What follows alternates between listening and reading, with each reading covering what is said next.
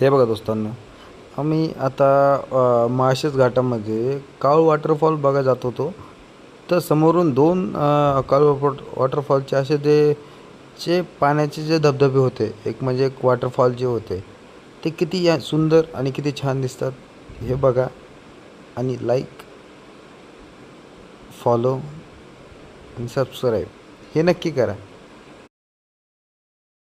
असे दृश्य तुम्हाला बघायला भेटलं असेल, पण आम्ही स्वतः जाऊन तिथं एक व्हिडिओ बनवला आहे.